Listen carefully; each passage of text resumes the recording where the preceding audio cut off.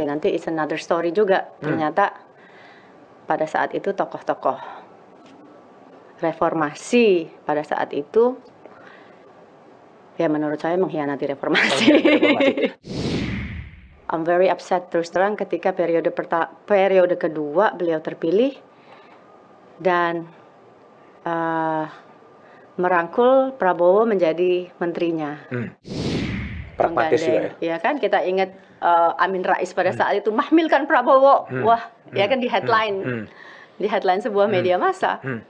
Bisa kemudian bergandengan tangan, berarti kan memang kita nggak punya ideologi lagi, kita udah nggak ada perjuangan nilai lagi, udah nggak ada pembedaan antara partai satu dengan partai yang lain. At the end, it's all the same gitu. Melihat bagaimana sih pelaksanaan dan persiapan pemilu 2024. Regularitas pemilu yang dilaksanakan di Indonesia itu 5 tahunan.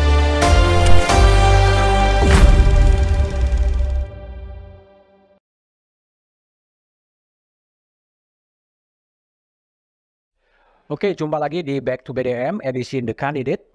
Kali ini saya kembali kedatangan tamu ya. Nanti akan saya tanyakan tamu itu profesinya apa. Karena bagi saya itu banyak banget profesinya. Sehingga saya bingung mau mendefinisikan profesinya seperti apa. Tamu saya kali ini adalah Wanda Hamidah. Gimana kabar Wanda? Halo Mas, baik Alhamdulillah. Baik. Pertanyaan pertama saya, Anda ini kan yoga teacher. Anda ini aktivis ya. Anda ini artis ya. Anda ini banyak, tapi Anda sendiri mendefinisikan Wanda ini apa sebaik-sebaiknya? Kalau aktivis mencakup semuanya rasanya ya. Kalau enggak susah juga. Saya juga nggak mau menspesifikasikan diri saya sendiri. Nggak tahu deh. Kalau ditanya masyarakat tuh ingatnya saya apa sih? Itu kali ya. Kalau saya sendiri, karena semua profesi itu memang tiap hari saya geluti, Mas. Kemarin aku baru pulang syuting dari Jogja. Jogja, itu artis. Iya, terus besoknya aku udah ngajar yoga. Kemudian yoga teacher. Terus besok udah harus meeting dengan para korban gagal ginjal, Aktivis gagal ginjal ya, korban gagal ginjal. Iya. Terus nanti juga melakukan advokasi.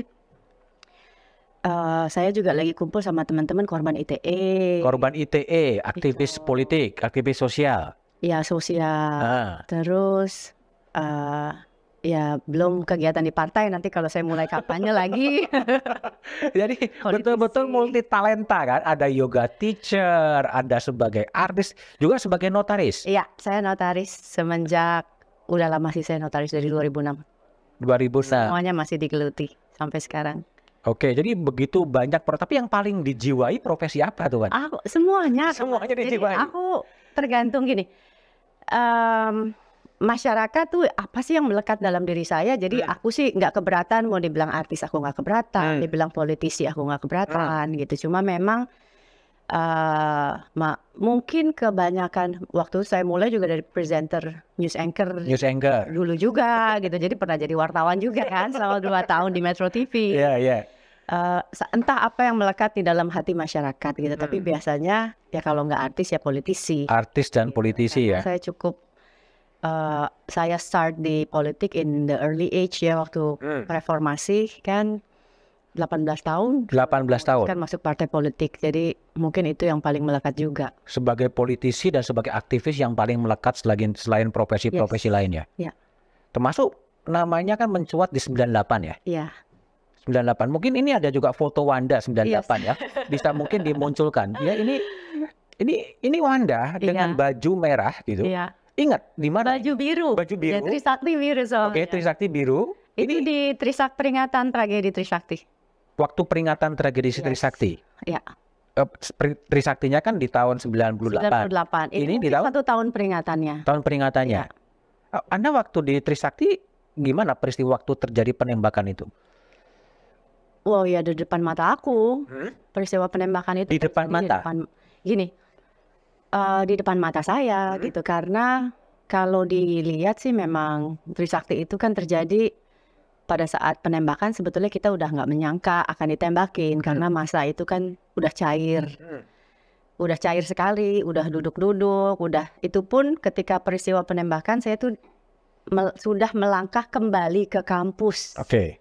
Di tengah-tengah perjalanan kembali ke kampus terdengar suara tembakan, jadi sama sekali nggak menyangka bahwa akan terjadi tragedi itu, kita nggak menyangka. Itu Wanda semester 6 ya? Ya. Semester 6 Fakultas Hukum ya? Fakultas Hukum. Sama dengan Usman? Ya, sama Usman, sama John Muhammad. Sama John Muhammad? Ya. Terus waktu terjadi penembakan, Wanda sudah keluar dari kampus? Kita lari masuk ke dalam kampus. Tapi pas saya balik badan dari dalam kampus, saya udah lihat semua polisi di atas jembatan ya. Itu udah pegang senapan. Jadi saya ngebayangin teman-teman yang nggak sempet masuk ke dalam kampus. Jadi saya tuh waktu itu sempat teriak sih, kayak nggak terima aja ditembakin gitu. Tapi ada 2 teman yang menghalangi saya, satu pegang tangan kiri, satu pegang tangan kanan saya supaya saya nggak berlari keluar lagi. Gitu. Saya ngebayangin ketika ditembakin itu gimana nasib teman-teman yang nggak sempat masuk ke dalam. Gitu. Terus mengetahui bahwa ada 4 orang mahasiswa Trisakti. Oh ya, kan mayitnya tuh mayitnya depan lewat muka aku loh, Mas. Oh ya? Gitu. Jadi ketika diangkat, la ilaha illallah, la ilaha illallah, ya itu kita udah trauma dan bengong aja sih gitu. Trauma dan bengong? Iya, maksudnya udah benar-benar nggak menyangka karena tanda kutip selama 32 tahun Orde Baru yang sangat aman, tanda kutip ya, kan nggak pernah kita dengar suara senjata. Kan mereka melakukan operasinya rapi sekali gitu. Tiba-tiba ada demonstrasi, tiba-tiba ada dentuman senjata, tiba-tiba saya merasakan gas air mata seumur hidup untuk pertama kalinya. Dan gas air mata itu pertama kali saya rasakan, dan visibility kita benar-benar antara jarak saya sama Mas Budiman gitu. Gak bisa lihat, bayangkan betapa banyaknya gas air mata yang mereka semprotkan, sampai visibility kita aja nggak terhalang oleh gas air mata. Itu perihnya luar biasa gitu. Itu kan ketika sore hari menjelang penembakan, situasi udah under control ya sebetulnya? No. Artinya mahasiswa sudah kembali ke kampus? Mahasiswa kembali ke kampus. Saya nggak tahu apa yang terjadi di luar kampus, kan banyak yang dipukulin juga ya, yang ngumpet di kantor wali kota. Dan di mana-mana banyak juga yang. Dan ketika saya masuk ke radio MS3, itu ngelihat korban, lebih shock lagi di situ. Korban itu darah berceceran, puluhan korban loh, Mas, yang puluhan korban. Pelurunya masih nempel di leher, di kepala, di pundak, darahnya berceceran di lantai. Itu ruang evakuasi. Kemudian selongsongan pelurunya bertaburan, yang kita kumpulin di dalam box sepatu kalau nggak salah waktu itu, untuk bukti bahwa mereka menggunakan senjata tajam. Ya, kan menyangkal ya menggunakan senjata tajam. Gitu. Jadi ya itu peristiwa, it's a shocking moment of my life. Dan itu juga yang membuat saya merasa, oh, saya harus berpegangan teguh pada cita-cita reformasi sampai hari ini, ya. Karena ya, tapi ya nanti it's another story juga. Ternyata pada saat itu tokoh-tokoh reformasi pada saat itu, ya menurut saya mengkhianati reformasi. Coba kita lihat lagi ya. Ini kan salah satu fotonya Wanda Hamidah ya, yang sedang ini sama di Trisakti kan. Terus selanjutnya ini lagi demo ya? Iya, ini demo paling depan tuh, paling depan. Paling depan? Jam 12 kira-kira, kami kebanyakan perempuan di depan membagiin bunga mawar merah ya, menunjukkan bahwa pengen kasih tentara bahwa ini aksi damai gitu. We want to do it peacefully. Peacefully, demonstrate ya. Meskipun yang terjadi adalah chaotic situation ya. Iya. Itu chaotic kalau menurut Wanda setelah direfleksikan itu disengaja atau enggak sih? Setelah direfleksikan, ya sengaja. Sengaja dibikin chaos? Sengaja, karena mohon maaf, ya memang suasananya udah cair dan hari itu kami juga udah lelah dalam perjalanan kembali ke kampus gitu. Jadi aneh kalau ditembakin gitu loh. Kecuali masanya tajam, di dorong-dorongannya tajam gitu ya Mas ya. Atau masanya memaksa menerobos gitu. Itu beda persoalan kalau terjadi chaos. Ini nggak terjadi dorong-dorongan itu gitu. Terjadi ada provokator yang ya provokator itu bagian dari, saya rasa bukan bagian dari mahasiswa, bagian dari merencanakan kerusuhan, kejahatan HAM. Kejahatan gitu. Soalnya kalau saya bilang kerusuhan kan kerusuhan tuh kayaknya nggak disengaja ya. Nggak disengaja ya. Ini by engineer ya. I think so gitu. Entahlah dengan berbagai macam konspirasi. Saya nggak mau masuk ke area konspirasi ya. Apapun itulah CIA whatsoever gitu, saya nggak. Cuma kenyataan yang kami rasakan pada saat itu, kami ingin perubahan dan kami ingin Soeharto turun gitu.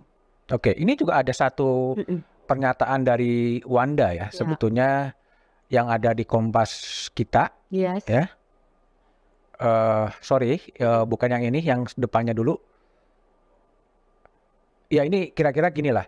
Ini, saya tidak akan berhenti berbakti. Yes. Ini adalah wawancara dengan Wanda 7 Juni tahun 2011 lah. Wow, itu artinya sudah agak kekinian, tetapi Trisakti sudah berlalu, tapi Wanda masih punya komitmen, saya tidak akan berhenti untuk berbakti. Bisa dijelaskan nggak sebetulnya apa yang menjadi jiwa dari pernyataan Wanda yang mengatakan tidak akan berhenti untuk berbakti? Gini loh, kalau menurut saya permasalahan kita sampai sekarang ini kan dari dulu kita lihat sih apa sih cita-cita reformasi ya. Ada 6 cita-cita reformasi, di antaranya yang saya masih ingat. Udah lupa ya? Korupsi, udah pasti. Korupsi, KKN ya, dan kita merasakan bahwa ya keadilan sosial bagi seluruh rakyat Indonesia. Jadi semua sama di mata hukum, nggak tumpul ke atas tajam ke bawah. Nah, sekarang saya merasa bahwa era sekarang ini, saya rasa sejarah berulang. Sejarah berulang? Iya, setelah 25 tahun. Reformasi mati. Reformasi mati, oke. Gitu, karena memang saya kan udah banyak makan asam garam di dunia politik ya, Mas Budi ya. Maksudnya saya mengalami, saya masih idealis, saya masuk 18 tahun ke sebuah partai politik. Pada saat itu saya dimarahin sama teman-teman, "Lo udah masuk parpol sih, lo gimana sih?" gitu. Nanti kita nggak pure lagi tuh. Tapi pada saat itu saya merasa partai politik yang ya kalau cita-cita reformasi ya dibawanya kemana? Ke partai politik untuk bisa diperjuangkan di eksekutif dan kemudian di legislatif gitu kan, logika saya. Kemudian saya memutuskan masuk ke partai politik, tapi kemudian saya menjalani partai politik setelah 16 tahun berada di Partai Amanat Nasional. Pada saat itu mungkin Mas Budi masih ingat nggak ya kenapa saya dipecat? Iya, dipecat, iya. Masih ingat nggak kenapa? Setelah beda pilihan. Beda pilihan, saya pilih Pak Jokowi, sementara waktu itu Pak Hatta berpasangan dengan Wiranto. Oh bukan, Pak Prabowo, ya kan? Pada saat itu nggak masuk logika saya, Partai Reformasi kok berpasangan dengan Prabowo ya. Oke, dan Wanda keluar. Saya dipecat setelah 16 tahun berbakti dan mengabdi. Sebetulnya pada saat itu saya merasa ini kan kritik saya buat partai. Kok partai nggak masuk akal gitu, it's ridiculous. Seorang partai reformasi yang lahir dari darah mahasiswa dan juga rakyat, dan ratusan rakyat yang terbunuh dalam kejahatan HAM di Mei 98, dan di atas darah aktivis juga itu kan, penculikan aktivis. 13 orang aktivis yang nggak pernah kembali sampai sekarang. Kalau nggak kan nggak ada partai-partai ya Mas ya. Termasuk nggak ada PAN juga kan? Nggak ada PAN juga. Kok tega pada saat itu berpasangan dengan Prabowo. Nah kalau saya, is nothing personal ya. Ini bukan nothing personal. Buat saya, siapapun yang bertanggung jawab, baik dalam pemerintahan, penguasa pada saat itu, apalagi TNI, polisi dan ABRI, garisnya, demarkasinya udah selesai itu buat saya. Jadi saya nggak akan mendukung Syafri Samsudin, termasuk Wiranto pada saat itu, termasuk juga Prabowo di dalam situ. Mestinya itu udah ada line ya, batas. Kalaupun mereka tidak bisa diadili atau tidak akan pernah diadili, tidak pernah bisa dibuktikan, harusnya selesai. Secara politik juga udahlah, nggak usah ikut-ikut, nggak usah cawe-cawe gitu ya. Iya, gitu. Itu yang sedih sekali buat saya. Oke, tapi kalau bagi Wanda peristiwa... Tapi saya anggota pada saat itu, saya diberhentikan satu-satunya anggota. Diberhentikan bukan dari anggota dewan atau kepengurusan, tapi dari keanggotaan, luar biasa. Keanggotaan PAN. Padahal pada saat itu saya baca survei Kompas loh. Kalau pemilih PAN yang mendukung Jokowi itu kalau nggak salah 40% sampai 60%. Tapi saya yang satu-satunya yang dipecat cuma saya. Sementara Pak Sutrisno Bachir masuk ke dalam tim kampanye dan kemudian menjadi Watim Pres kalau nggak salah. Koreksi saya jika saya salah. Dengan pertimbangan ekonomi. Gitu. Jadi wow, sebahaya itukah saya? Gitu. Jadi ya, tapi kemudian pada saat itu kan kita flashback nih ya. Setelah saya masuk, kemudian saya dipecat oleh Pak Hatta dari keanggotaan, tanda tangan Pak Hatta itu saya bingkai ada di rumah. Sebagai memorabilia ya. Jadi oke lah, maksudnya politik itu just buat saya sekarang bukan nggak serius ya, tapi nggak usah mati-matian di politik lah untuk menghalalkan segala cara. At the end they all the same, sama aja semua. Pada akhirnya yang dicari udah bukan memperjuangkan nilai lagi, tapi ansih kekuasaan. Ansih kekuasaan. Gitu. Oke, tapi kalau kembali ke Trisakti ya, kalau menurut Wanda itu betul-betul sebuah tragedi yang without responsibility ya? Iya, sama sekali. No. Nothing. Nada. Nada. Soehartonya nggak pernah diadili. Saya ingat kok, saya sempat, waktu itu saya jadi wartawan Metro TV, sempat meliput persidangan Soeharto di Ragunan. Pak Soehartonya nggak pernah hadir. Nggak pernah hadir? Ya kan, tidak bisa dihadirkan. Itu sih yang cuma nggak sampai di situ. Yang paling meretakkan hati lagi, ingat Tim Mawar ya? Tim Mawar yang cuma divonis beberapa tahun. Mohon maaf, tolong dikoreksi, dicek. Mereka semua sekarang duduk di profesi yang sangat prestisius. Di antaranya di BUMN, luar biasa kan. Jadi bukan responsible lagi, dikasih reward. Gila sih. Apa yang cuma ya maksud saya, ya memang setelah reformasi, di setiap pemerintahan itu memang nggak pernah punya goodwill untuk menyelesaikan itu kan rasanya ya gitu. Makanya ya saat itu juga ya Gus Dur cuma sebentar sayangnya ya. Kemudian ya Habibie, Gus Dur, Megawati sayangnya juga nggak bisa menyelesaikan itu. Ya malah ya pada saat itu terlibat kebijakan BLBI ya. Kemudian ternyata SBY apalagi, makanya bukan apa-apa ya, saya waktu itu kan juga kenapa nggak mau tentara gitu ya. Karena saya pesimis untuk bisa menyelesaikan itu. Kemudian sekarang Pak Jokowi juga janji-janjinya, saya 2 kali loh tim sukses Pak Jokowi masuk tim kampanye nasional juga. Cuma agak I'm very upset di periode kedua Pak Jokowi terus terang gitu. Karena upset karena? Ya pertama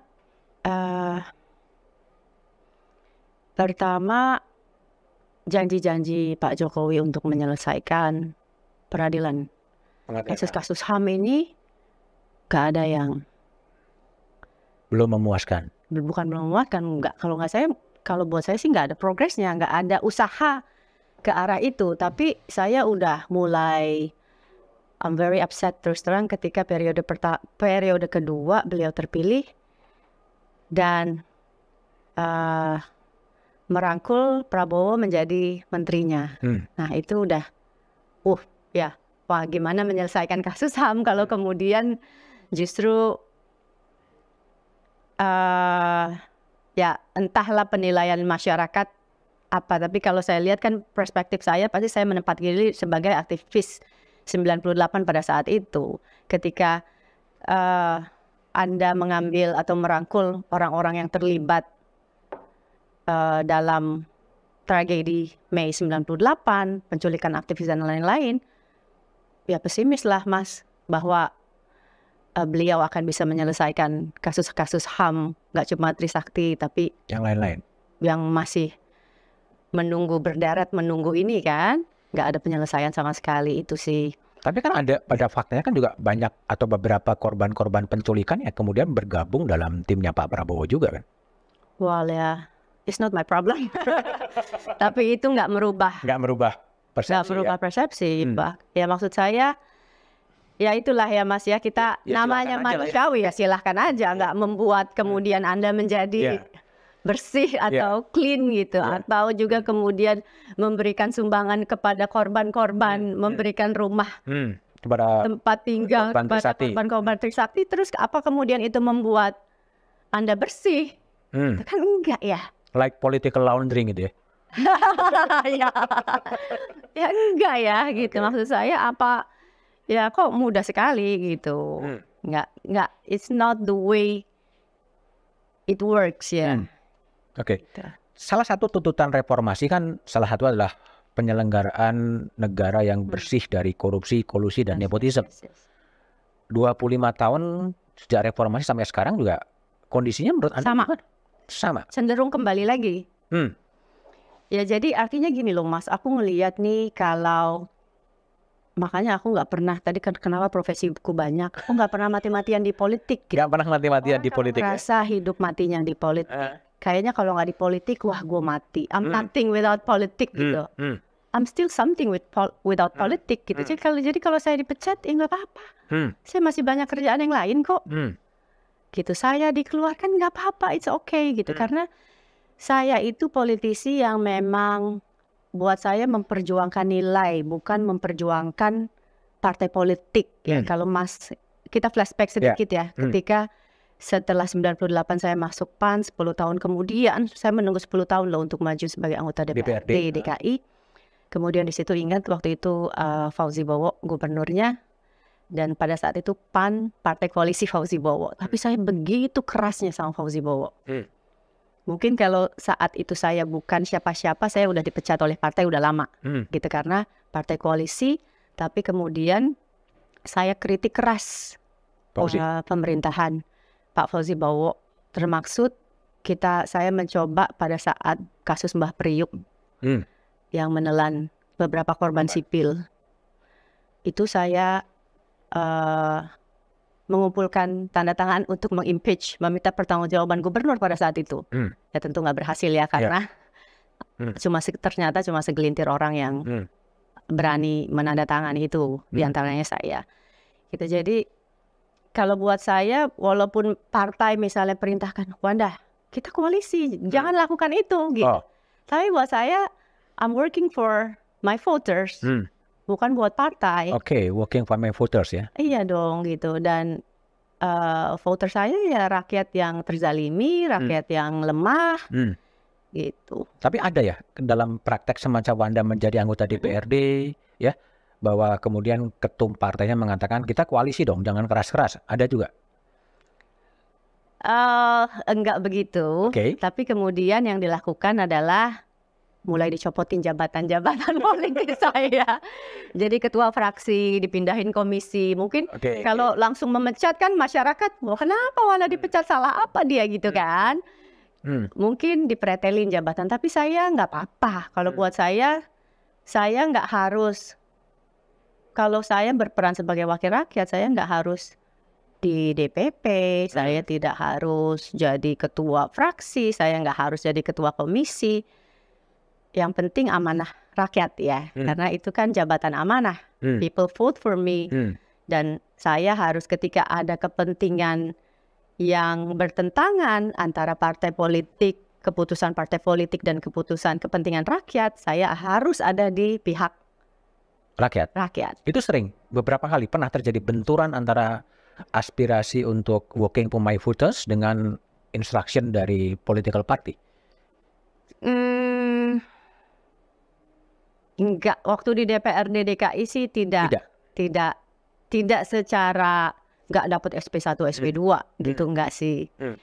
Gitu. Tapi seninya gimana? Seni untuk ya paling saya dicopot-copot, dipindah-pindahin aja gitu, tapi nggak secara eksplisit pemecatan, enggak. Itu. Copot ya copot, pindah ke tempat lain ya?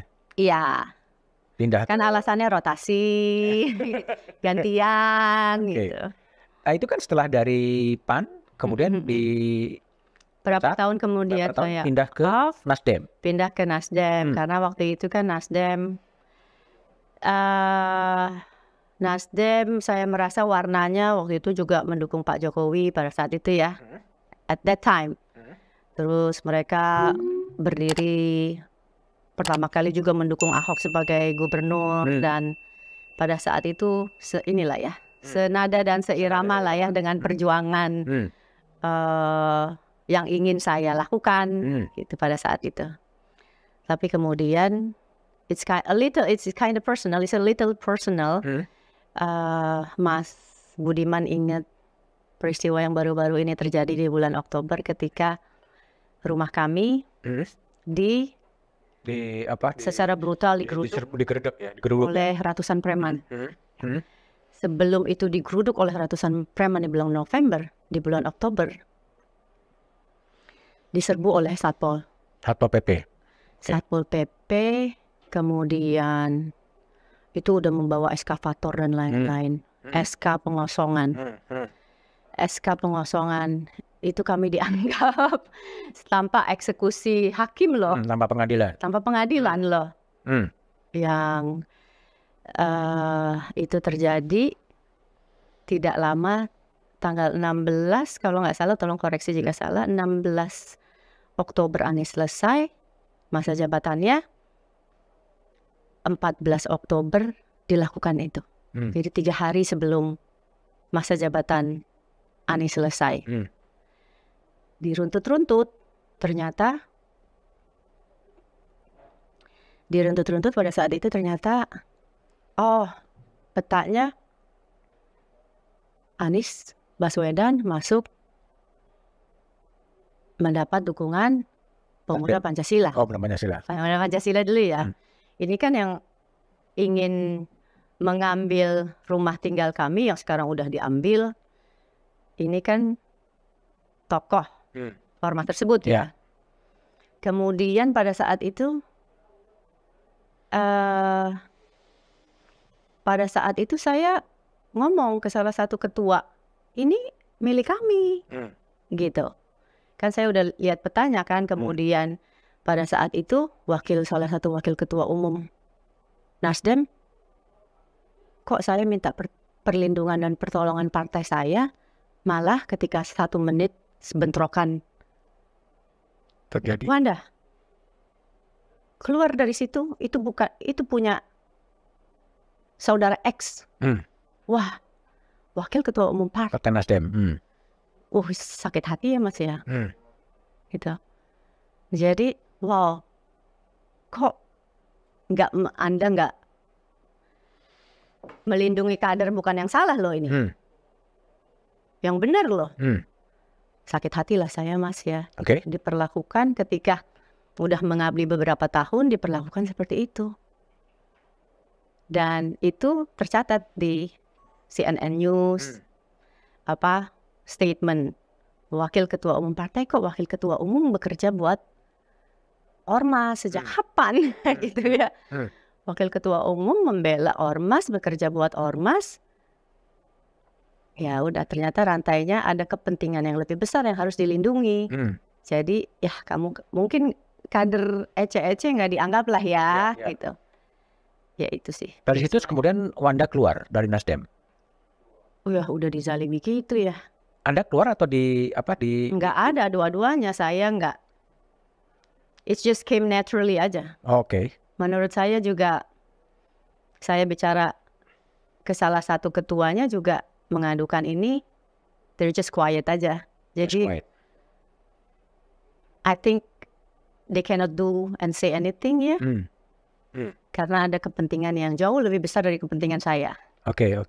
Cuma maksud saya di sini loh, ini bukan masalah saya aja, gitu. Maksudnya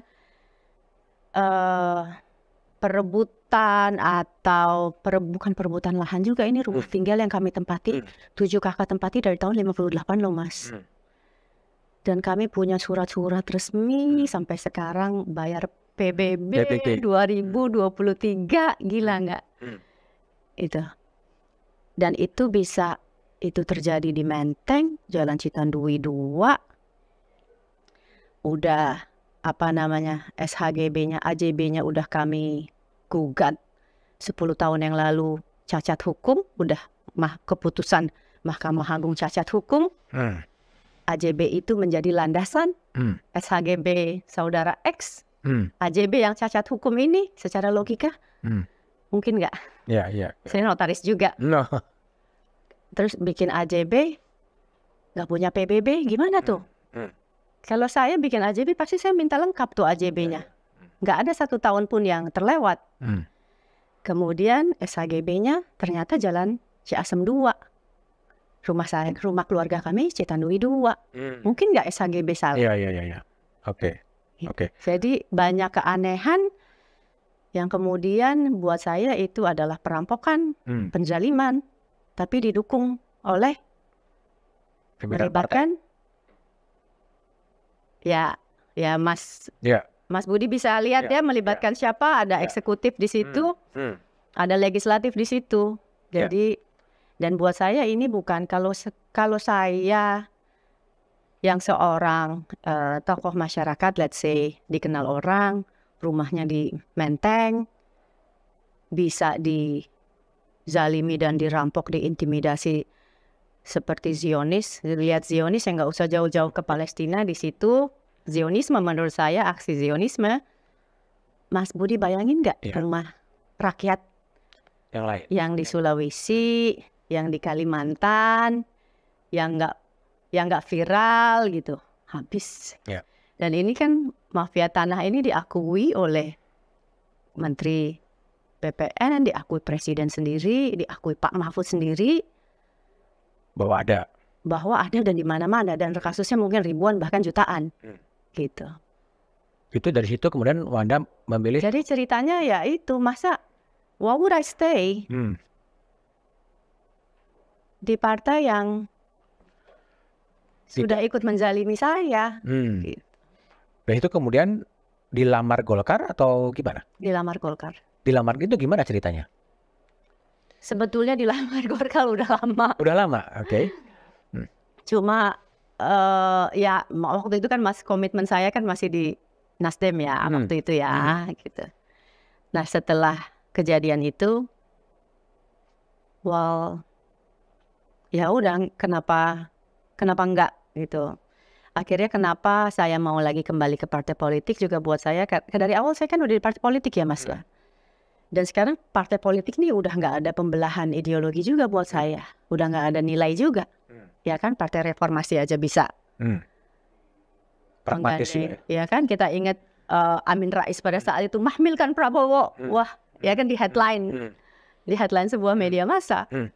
Bisa kemudian bergandengan tangan, berarti kan memang kita nggak punya ideologi lagi, kita udah nggak ada perjuangan nilai lagi, udah nggak ada pembedaan antara partai satu dengan partai yang lain. At the end, it's all the same gitu. Cuma kenapa saya mau kembali ke partai politik? Karena menurut saya menjaga dan memelihara optimisme saya terhadap demokrasi. Karena partai politik adalah instrumen bagian penting dari dari demokrasi. Kalau nggak ada partai politik, nggak ada demokrasi. Walaupun sekarang menjadi oligarki, tapi saya harus merawat optimisme saya gitu. Pada suatu hari things will get better. Demokrasi seperti yang diimpikan oleh masyarakat Indonesia akan berhasil. Ya itu tadinya kita bicara mimpi Indonesia apa? Ya demokrasi yang sebaik-baiknya, keadilan sosial yang sebaik-baiknya, terus kemudian penegakan hukum yang sebaik-baiknya, bukan penegakan hukum cuma terjadi ketika viral aja, ketika nggak viral nggak ada. Jadi seolah-olah saya melihat sekarang yang terjadi adalah banyaknya penegakan hukum sekadar pencitraan. Kalau viral, kalau nggak viral selesai. Itu dan is it true? Dan itu benar seperti itu. Jadi kayaknya keadilan sosial itu, penegakan hukum itu nggak terjadi buat orang-orang kecil yang nggak punya uang, yang nggak punya power gitu. Itu yang potret sekarang ya Mas ya, yang menyedihkan zaman sekarang. Sampai bayangin aja ya, kalau nggak viral, let's say saya pernah tuh ada seorang kakek-kakek tua kehilangan handphonenya, kemudian lapor ke kantor polisi. Pak, ini handphone saya hilang, saya udah lihat nih CCTV-nya. Si orang ini yang ambil nih, dia punya CCTV-nya. Lah itu Bapak udah lihat, tangkap aja sendiri. Kan gila ya Mas. Gitu. Atau ya kejadian seperti itu banyak sekali. Jadi kalau kita nggak punya power, kita nggak punya koneksi, kita nggak punya uang, meminta keadilan itu susahnya minta ampun gitu. Itu yang terjadi. Tapi Wanda tadi kan cerita bahwa political party ya all the same lah semuanya, kelakuannya sama, political behavior-nya sama. Tapi Anda demi untuk menjaga optimisme, menjaga harapan, berkorban untuk masuk ke political party lagi. Ya, mau nggak mau. Memelihara optimisme dan ya mungkin, ya nggak mungkin soalnya partai politik nggak ada di negara demokrasi loh Mas. Aku gitu loh, nggak mungkin. Kemudian partai politik dibubarkan, nggak ada. Cuma saya menanti momentum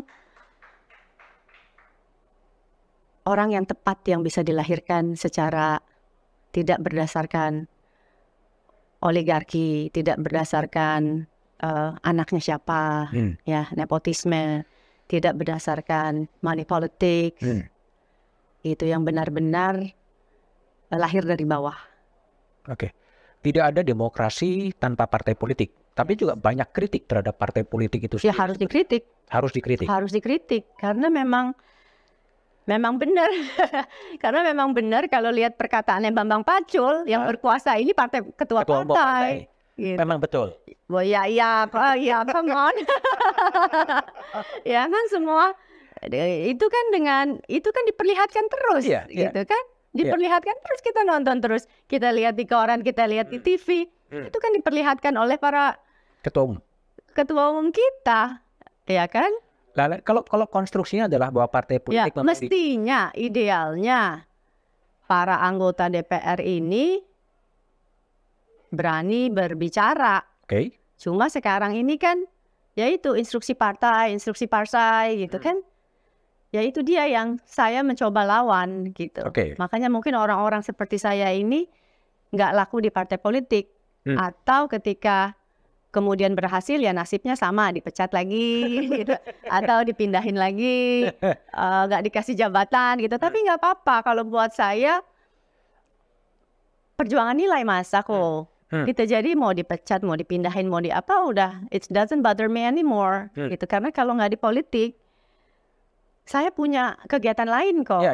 Saya konsultan hukum, saya juga bisa membantu. Cuma saya merasa bahwa bisa membantu orang kalau saya duduk kebijakan, saya bisa membuat kebijakan yang membantu masyarakat. Itu kan lebih efektif ya. Tapi kalaupun tidak, qadarullah nasib saya nggak di politik, nggak eksekutif, nggak di legislatif, nggak apa-apa karena saya masih bisa bermanfaat dengan mengadvokasi masyarakat. Jadi it doesn't bother me. Cuma kalau kita udah mindsetnya kekuasaan, mau menghalalkan segala cara, itu udah salah. Dan most of the politician do that. Gitu. Kayaknya kalau gue selesai, I'm nothing. Gitu. Kalau saya, I'm still something. Nggak di politik. Gitu. Jadi akhirnya mereka melakukan segala cara 1 periode mau 2 periode, 2 periode mau 3 periode, mau 4 periode dan seterusnya. Kalau nggak dibatasi, ya kan, wacana penundaan pemilu udah mulai ada kan, udah keras berlangsung. Jadi memang ternyata secara lahiriah itu memang, mohon maaf, libido manusia terhadap kekuasaan tuh tinggi banget. Tinggi sekali gitu. Yang udah 2 periode aja minta 3 gitu. Kadang-kadang saya berpikir, dan biasanya ini udah bagus kita 2 periode ya, apa jangan-jangan harusnya 1 periode aja. Bener loh Mas. Itu karena kita lihat ya, kita analisa deh ini, kita ini ya, diskusi exercise. Lihat SBY di periode 1, lihat Pak Jokowi di periode 2, periode 1 juga bagus sekali ya. Begitu masuk kedua, lihat undang-undang yang dihasilkan. Ya, nggak bisa bilang bahwa wah itu kan DPR, nggak bisa bilang. Kita tahu kan cawe-cawenya partai politik itu seperti apa, ketua partai politik gitu. Jadi ketika periode kedua, saya udah gelisah tuh sebetulnya dengan revisi KPK. Wah, dan terbukti. Jadi. Ya, dan terbukti juga hasilnya. Beberapa anggota KPK yang melanggar kode etik. Ya biarin juga di situ. Nah, ya kan, gitu. Itu udah deg-degan juga saya. Maksudnya di periode kedua dengan dalam tanda kutip merangkul Prabowo sehingga menjadi koalisi yang sangat gemuk. Buat apa koalisi yang sangat gemuk? Untuk meloloskan semua perundang-undangan yang dalam tanda kutip banyak yang enggak dalam tanda kutip sih, banyak yang meresahkan kita dan udah terjadi. Di antaranya apa? ITE. Bayangin nggak? Di era demokrasi yang semakin maju ada undang-undang ITE.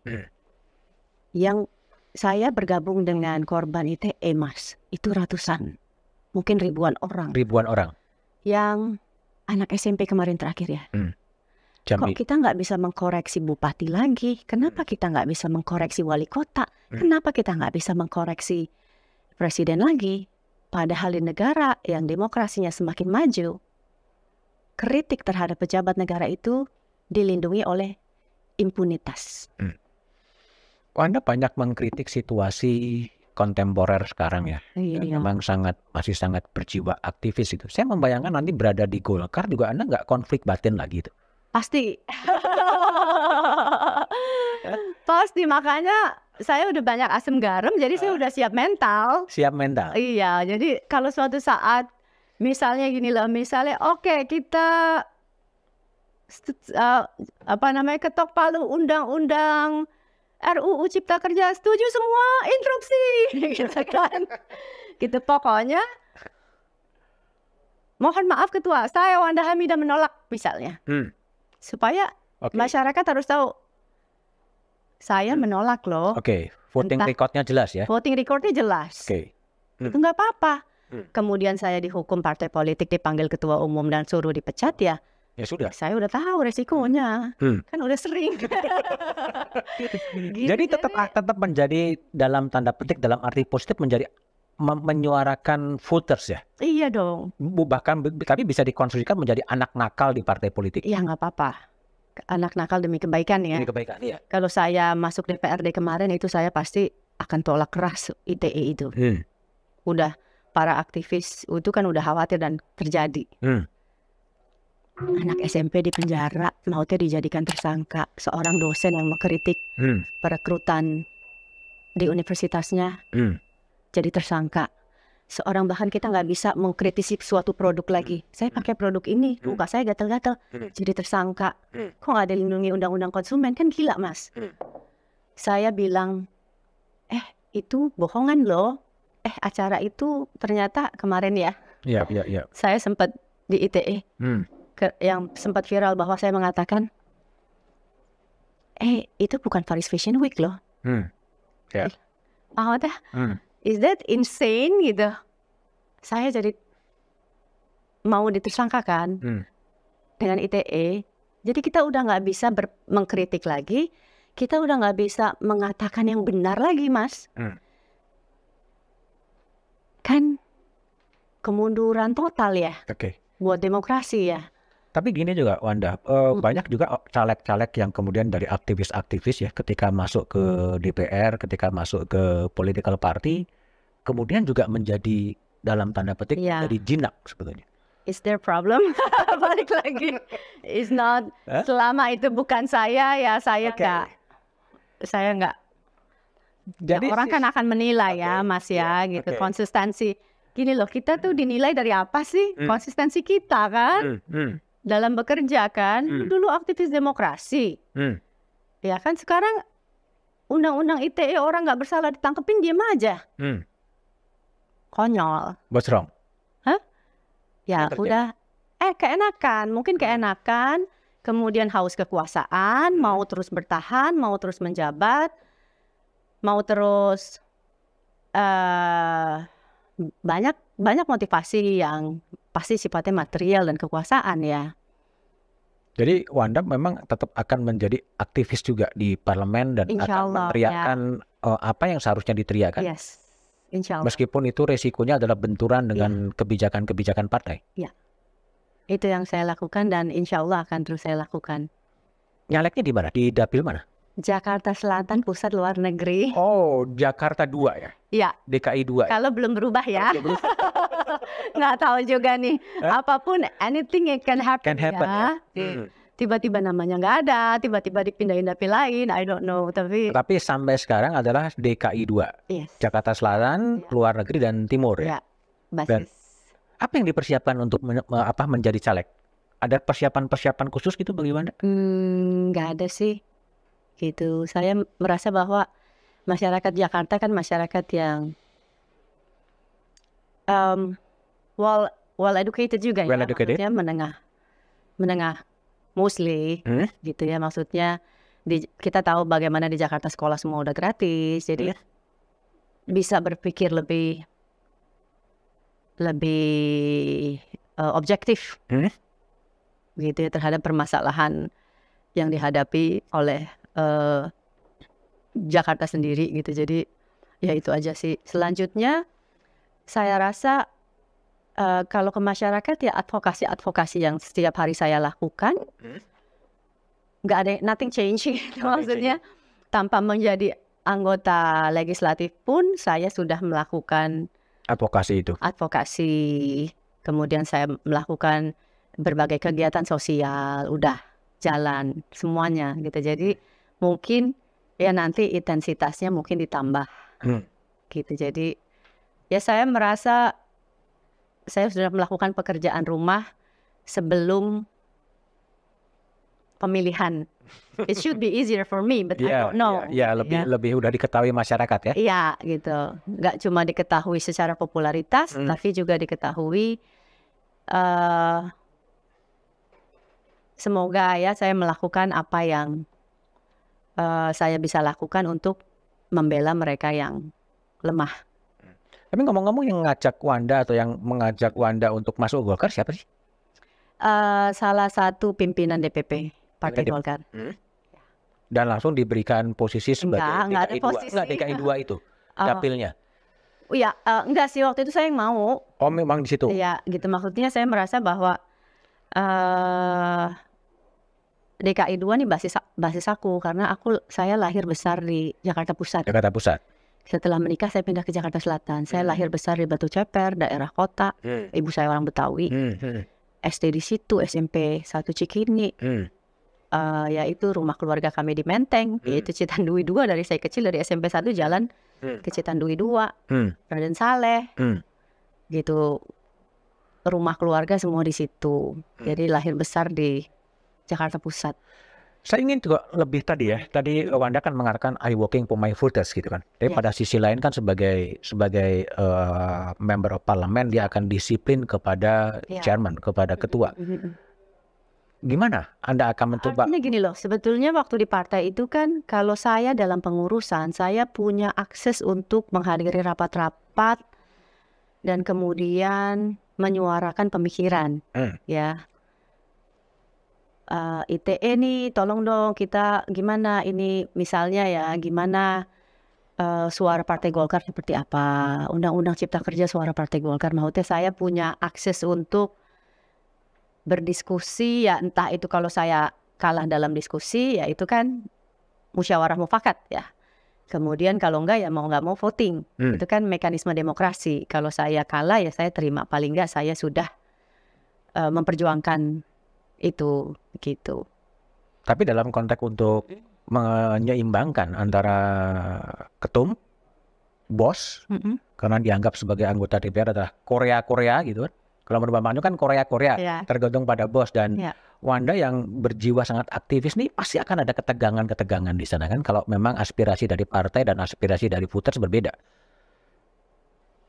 Nggak apa-apa sih Mas. Nggak apa-apa. Saya tuh udah biasa. Maksud saya kalau saya di politik tuh bukan tempat mencari teman memang Mas. Bukan kalau mencari teman ya nanti teman SMP, teman SMA, teman kuliah aja. Memang bukan tempat kita untuk. Jadi dari politik kita tahu nggak ada kawan, nggak ada lawan kan ya, gitu. Saya nggak punya teman politisi. Maksudnya memang bukan tempat untuk pertemanan ya nanti kita kongko-kongko di reuni apa gitu kan. Jadi memang tapi kalau pada saat di DPP ya itu tugas-tugas. Dan sebetulnya di politik juga bukan pertemanan tapi bukan musuhan, it's nothing personal there ya gitu. Jadi kalau saya benci sama ya itu karena Anda penguasa pada saat itu dan Anda memegang peranan penting. Jadi it's nothing personal. Kemudian timbul kebencian dendam, it's nggak bekerja seperti itu gitu ya. Jadi saya nggak ya waktu di DPRD DKI pernah kok saya dimusuhin satu kantor.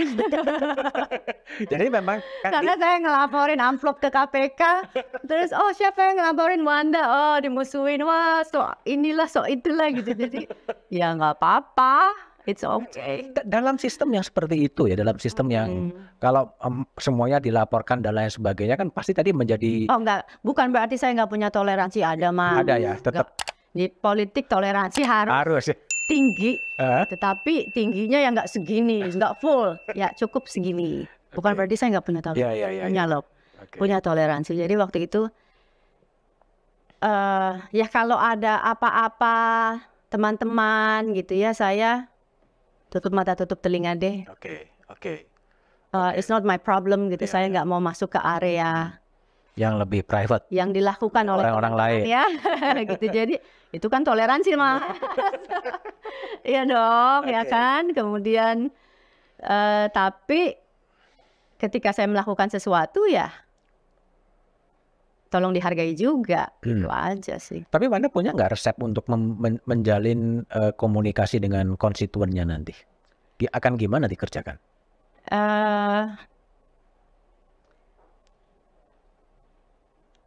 Apa aja sih Mas? Mungkin gini, kalau sekarang jangkauannya jangkauannya mungkin masih sedikit, mungkin nanti intensitasnya semakin lama gitu. Jadi anything ya, kalau saya diminta sesuai dengan expertise saya, teman-teman kalau masyarakat ingin konsultasi hukum dan pendampingan advokasi, terutama hal yang adalah expertise saya, pasti saya lakukan. Saya nggak pernah menolak untuk ketika orang meminta bantuan kepada saya. Itu kan bagian dari ya nanti kan setelah terpilih itu yang harus saya lakukan gitu, apa yang menjadi keluhan masyarakat selama ini. Kemudian juga aktivitas sosial lainnya ya mungkin tiap Jumat kami mengumpulkan sesuatu, baik itu sembako, nasi box atau bantuan yang kasualitas ya, baju bekas, obat-obatan untuk mereka yang membutuhkan gitu. Kembali lagi, ini juga pertanyaan banyak orang ya. Ini kan kalau kita lihat berbagai survei soal political party, soal parlemen, itu kan memang paling rendah dibandingkan lembaga-lembaga negara lain gitu. Tingkat kepercayaan publik pada partai. Lebih tinggi political party apa sama lah, masa ya, karena polisinya lagi naik gitu. Tapi Wanda memilih untuk join di political party. How to improve the public perception soal political party itu sebetulnya? Nggak ada sih. Nggak ada, karena memang masalahnya pasti people have to vote. Masyarakat harus memilih. Ketika memilih, dia memilih apa? Partai politik. Yang adanya begitu? Nggak, karena independen aja belum kuat, DPD aja belum nggak kuat. Sengaja dibikin untuk ya dikecilkan sehingga tidak mempunyai kapasitas sebesar anggota DPR RI yang berada di partai politik gitu kan. Kita nggak punya lagi calon independen. Masuk DPD juga, wah nih kenapa nggak masuk DPD? Saya masuk DPD buat apa juga kalau saya nggak punya suara, nggak punya menyuarakan kewenangan apa-apa gitu. For the sake of jadi pejabat, buat apa? Mendingan saya di rumah aja, ngurus anak, jadi notaris, ngajar yoga, advokasi masyarakat yang lemah gitu, daripada saya duduk di DPR RI gedung yang mentereng tapi gak bisa bikin apa-apa. Malu aku, Mas. Jadi kalau cuma nampung nyatet nggak bisa bikin apa-apa, saya malu. Oke. Kalau pertanyaan saya gini, Wanda, ini kan lama ya pernah menjadi aktivis 98 ya, kemudian bekerjanya juga banyak sebagai presenter, sebagai artis, dan sekarang back lagi ke politisi gitu. Saya ingin tanya, dream Wanda soal Indonesia ketika 100 tahun seperti apa sih? Saya concern sekali terhadap demokrasi. Jadi upaya-upaya demokrasi, keadilan sosial, dan kesetaraan gender. 3 itu ya. Iya. Jadi kalau ada upaya-upaya menggerogoti 3 hal itu, aku agak emosional. Gitu. Kemudian ya upaya-upaya untuk apalagi korupsi juga ya, Mas ya. Dan sekarang ini kan upaya-upaya itu sedang terus diinfiltrasi gitu ya untuk dilakukan, kayak keputusan 30% caleg perempuan udah mulai ditarik. Sekarang caleg nggak mesti lapor harta kekayaan lagi, itu udah mulai, wah ini makin bahaya terhadap demokrasi, bahaya terhadap korupsi, ya kesetaraan gender juga sekarang ya makin sedikit perempuan yang masuk, kita makin pesimis ya atas perlindungan terutama terhadap perempuan di Indonesia. Kan banyaknya kasus harassment, semakin banyak gitu. Itu mungkin problem ya yang dihadapi sekarang. Tapi kalau mimpi atau harapan dari Wanda katakanlah ketika Indonesia berusia 100 tahun nanti 17 Agustus 2045 seperti apa kira-kira? Mimpi saya setiap orang di hadapan hukum itu sama. Diperlakukan sama. Masyarakat nggak memandang siapa dia, itu dilindungi. Gitu. Jadi Mas bayangin aja kalau kita di Amerika atau di Eropa kita punya 911 ya. Itu pencegahan terhadap crime. Kalau di Indonesia nunggu orangnya mati baru polisinya datang, mohon maaf. But that's happen. Nunggu rumahnya hancur baru datang. Jadi yang dilakukan tuh bukan pencegahan, menunggu itu terjadi. Ya kan pelecehan, harassment itu susah kan, apa buktinya? Gila nggak? Gitu perempuan ya. Ancaman kekerasan, mana luka-luka kamu nggak ada? Lah, lu nunggu gue mati, atau nunggu saya sakit, nunggu diperkosa dulu, nunggu koma dulu, digebukin dulu, gitu, harus visum. Nah, itu dia gitu. Jadi sebetulnya yang saya mimpikan sih semua masyarakat itu sama di hadapan hukum. Dan semua masyarakat itu bisa punya akses terhadap nggak cuma kesehatan dan pendidikan secara gratis dan mudah, tapi juga punya akses terhadap ini loh, pekerjaan, penghasilan. Itu semua ada di konstitusi kan sebetulnya.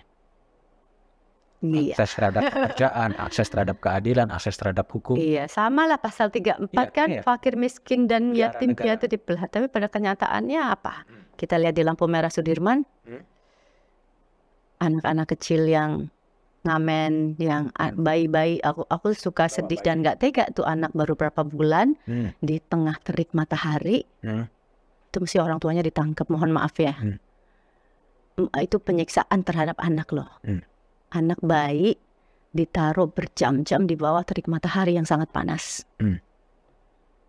Padahal itu kan udah dijamin undang-undang, fakir miskin dipelihara oleh negara. Di mana gapnya itu?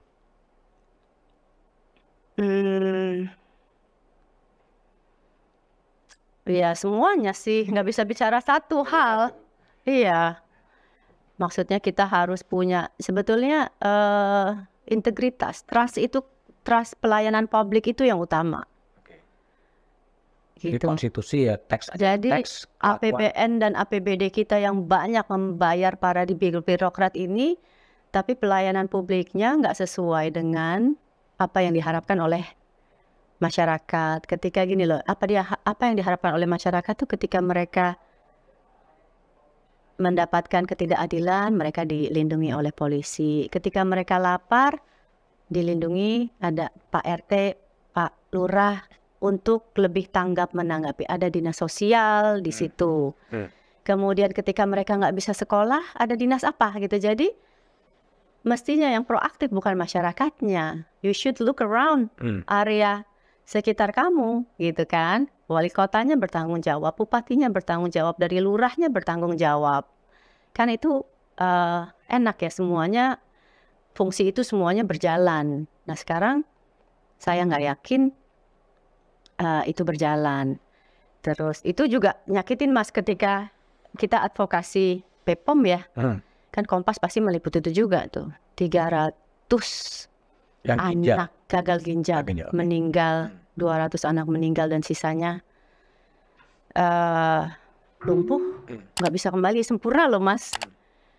Gitu ketika kita minta tanggung jawab dari pemerintah, tidak ada kata maaf dari presiden. Dalam hal ini mungkin menterinya nggak ada kata maaf, BPOM-nya nggak ada kata maaf, mengunjungi mereka juga enggak. Ketika kita minta kompensasi dari Menteri Sosial kan semuanya korban. Iya, Bu Risma tanpa tandeng aling-aling, kami tidak ada anggaran. Terus sekarang lagi diperiksa bansosnya. Itu kok tega ya? Itu juga saya nggak. Jadi manusia nothing gitu, seakan dianggap. Iya, sedih juga ya. Sedih. Padahal itu mereka pakai BPJS, bukan, kan mestinya dilindungi oleh negara ya. Iya. Orang BPJS saja singkatannya apa Mas? Badan penyelenggaraan apa tuh? Ayo lupa juga. Jaminan sosial yang jaminan kesehatan kan? Okay. Kesehatannya dijamin, ya kan? Harus menjamin kesehatan ini dokternya dokter negara, obatnya dicap BPOM.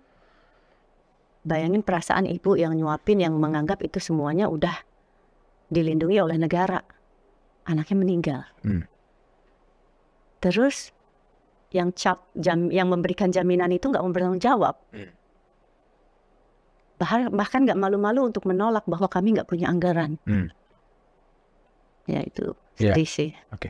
Kalau dibandingkan dengan negara lain, kira-kira negara mana sih yang menjadi benchmark Mbak Wanda Hamidah?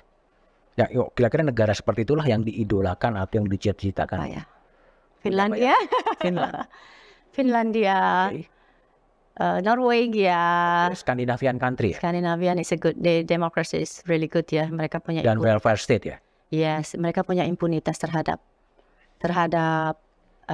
ya itu kritik pejabat publik tuh. Ya kalau nggak mau dikritik ya jangan jadi pejabat loh gitu loh. Kemudian juga waktu itu saya pengalaman pribadi ke Belanda ya, beberapa kali ke Belanda. Ya memang kita akui ya HAM-nya bagus sekali. Jadi teman saya yang orang Belanda pas kita packing, Wan ini koper kamu harus bagi, nggak bisa 30 kilo sendiri. Dia bilang gitu. Walaupun koper kamu cukup besar untuk menampung 30 kilo. Harus kamu bagi 2 koper. Ada yang 20, ada yang 10. Terus aku heran kenapa? Kamu tukang panggul di airport itu HAM. Keberatan mereka sampai mikir. Kita mana ada yang peduli sama tukang panggul di airport, sama tukang panggul di pasar yang angkat beras puluhan kilo yang mungkin lebih dari 20 kilo. Wah gila. Maksudnya sebaik itu dia mikirin orang. Hal kecil ya Mas ya, yang berarti buat rakyat. Terus kemudian anak saya pernah sakit di Belanda, saya harus bikin resep malam-malam ke resep. Ternyata nebus obat di malam hari itu resepnya lebih mahal daripada di pagi hari. Saya nggak tahu mahal ya. Karena malam hari mereka lembur. Oke. Gila nggak maksud saya? Tapi sekarang orang bekerja malam nggak dihargai. Yang bayangin orang-orang yang di pasar sampai pagi gitu, atau yang bekerja di pasar-pasar itu ya? Iya, gitu. Mestinya mereka yang bekerja overtime atau waktunya memang ya, waktu itu saya sempat jadi penyiar TV juga atau ya wartawan, termaksud ya profesi yang malam itu upah mereka lebih tinggi, orang mereka pakai jam istirahat kok, gitu. Dihargai lebih tinggi daripada normal hours, segitunya gitu. Mereka berpikir sampai yang kita nggak pikirkan ya, itu yang luar biasa. Kalau soal tokoh ya, tokoh di tokoh nasional atau internasional yang bagi Wanda ini tokoh yang dikagumi atau yang ini memang tokoh yang hebat, itu siapa? Syafi'i Ma'rif. Syafi'i Ma'rif. Oke, Yang I do respect him very much ya. Karena kalau politisi tuh, thank God dia nggak masuk ke politik. Ya maksudnya. Tapi gini, karena saya udah dalam hati saya lama di politik, saya udah nggak mau kultus individu. Mas Budiman lihat bagaimana 18. Ketika saya usia 18, saya begitu mengagung-agungkan Amin Rais. Yang kemudian saya kecewa sendiri. Kemudian saya kecewa luar biasa gitu. Ya sebabnya tahulah ya gitu. Kemudian itu memang ternyata kultus individu tuh nggak boleh dan nggak baik ya. Kemudian juga saya kurang apa bekerja untuk Pak Jokowi pada saat itu. Tapi upset juga akhirnya yang di periode kedua. Ya saya belajar untuk tidak buru-buru menjadi pemuja berlebihan. Ya, mengagung-agungkan, memuja-muja orang berlebihan, itu pelajaran. Itu pelajaran yang paling besar dalam hidup saya. Gitu. Tapi sebaiknya juga mungkin tidak menjadi pembenci berlebihan juga. Tidak, nggak boleh. Karena semuanya manusia kan. Nothing, ya balik lagi, nothing is personal buat saya. No hate, it's no personal gitu. Cuma, ya saya setuju. Manusia nggak boleh menyimpan dendam. Bahkan ya Buya Hamka mengajarkan kan, ketika dia dizalimi oleh Soekarno pun pada saat itu dia masih hadir di menyemayamkan jenazah Bung Karno. Itu tokoh-tokoh seperti itu yang saya kagumi. Bahkan juga waktu itu juga kalau nggak salah Pak Fatwa juga ketika dizalimi oleh Soeharto tetap hadir dia. Kebesaran jiwa kita, kita harus punya kebesaran jiwa untuk menjadi seorang negarawan. Nah itu dibuktikan dengan seiring berjalannya waktu ya, tokoh-tokoh seperti Buya Hamka, seperti Pak Syafi'i Ma'rif, kemarin juga kita kehilangan Mokhtar Pobodi, kita kehilangan Pak Sarwono, Kusuma Atmaja, itu tokoh-tokoh yang menurut saya ya tokoh-tokoh yang saya kagumi. Walaupun Pak Sarwono juga, Pak Habibie juga sebetulnya bukan, Pak Sarwono juga waktu itu menterinya Soeharto, tapi kita masih bisa mengagumi beliau pada saat itu, ya kan? Pak Habibie juga, tapi kita masih bisa mengagumi Pak Habibie pada saat itu, gitu sampai sekarang. Kenapa? Bagi refleksinya Wanda, kenapa bisa orang muncul seperti Buya Hamka, Buya Syafi'i Ma'rif, ya kan, Mokhtar Pabotinggi, sebenarnya yang lain-lain belum muncul juga. Apalagi itu kayak tokoh-tokoh lama gitu ya Mas ya, gitu. Kok nggak ada yang baru? Kan nggak ada baru yang lebih dengan makanya saya bilang itu memang ujian-ujian yang harus kita jalanin ya. Ya kita jalani, ya kita lampaui gitu. Tapi kalau udah gini loh, akhirnya ya itu, kalau menurut saya mereka orang-orang yang memegang tinggi nilai dan tidak haus kekuasaan, tidak kemaru kekuasaan, tidak silau sama kekuasaan. Itu ya yang saya, Pak Hugeng kalau polisi. Polisi itu yang baik ada 2. Polisi Tino dan Pak Hugeng. Kira-kira gitu. Oke, last question. Ini Wanda, banyak sekali profesi ya. Guru yoga, notaris, sekarang juga masih menjadi artis, nanti akan menjadi politisi. Itu membagi tugasnya, membagi waktunya gimana ya? Kalau saya melakukan semuanya dengan passion. And it's priority ya. Jadi kalau pada hari ini wisuda anak saya lebih penting. Saya harus hadir dulu ke wisuda anak saya. Selanjutnya saya bertemu Mas Budiman. Selanjutnya nanti mestinya tadi saya ke pengadilan, tapi nggak apa-apa. Ke pengadilan bisa. Minggu depan juga ada pengadilan lagi. Saya meeting dengan tim lawyer untuk advokasi suatu kasus. Jadi saya nggak punya resep membaginya gimana, tapi jalani aja lah ya. Jalani aja karena semuanya saya lakukan dengan hati yang gembira dan hati yang ikhlas. Meskipun kadang-kadang jadi politisi frustrasi juga ya? Oh, frustasi. Saya ingat saya masuk DPRD DKI itu 1 bulan saya turun 5 kilo. Karena? Karena merasa I'm stuck. Apa yang ingin saya perjuangkan? Gak bisa. Begitu sulitnya untuk mendapatkan afirmasi dari teman-teman yang lain gitu. Tapi ya lama-lama ya harus ikhlas. Oke, Wanda, don't push yourself too hard karena ternyata yang bisa kamu lakukan cuma sampai sini, nggak apa-apa. Oke, Wanda, thank you ya. Terima kasih ya obrolan. Jadi inilah tamu saya yang kedua di The Candidate. Nanti akan ada jumpa lagi dengan profesi-profesi yang lain, dengan politisi lain untuk membicarakan Indonesia ke arah yang lebih baik. Thank you. Thank you so much. Terima kasih. Thank you for having me. Melihat bagaimana sih pelaksanaan dan persiapan pemilu 2024. Regularitas pemilu yang dilaksanakan di Indonesia itu 5 tahunan.